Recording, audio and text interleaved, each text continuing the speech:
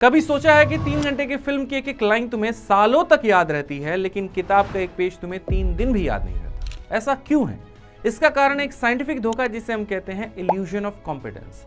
जब तुम किताब खोल करके बार बार री रीडिंग करते हो तो तुम्हारे ब्रेन को यह लगता है कि अरे ये तो मुझे आता है, लेकिन असल में वो इंफॉर्मेशन सिर्फ तुम्हारे शॉर्ट टर्म मेमोरी में घूम रही होती है।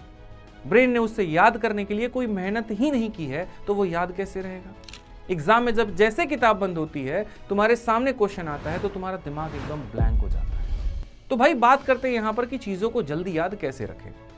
साइंस कहता है दिमाग को स्ट्रगल कराओ, उसे एक्टिव करो, एक्टिव रिकॉल टेक्निक अपनाओ। जो टॉपिक पढ़ा, किताब बंद करो और एक ब्लैंक पेपर लो और उस पर सब कुछ लिखना शुरू कर दो जो तुम्हें याद है। बिना देखे, चाहे टूटे फूटे शब्दों में ही क्यों ना लिखो, डायग्राम बना करके क्यों ना लिखो, लेकिन बिना देखे जो हो सकता है उसको ज्यादा से ज्यादा रिकॉल करने की कोशिश करो। जब तुम्हारा दिमाग उस इंफॉर्मेशन को रिकॉल करने के लिए जोर लगाता है, तभी तुम्हारी असल वाली मेमोरी बाहर निकल करके आती है और जो चीज याद करने में तुम्हें मुश्किल होती है वो धीरे धीरे परमानेंट होती चली जाती है।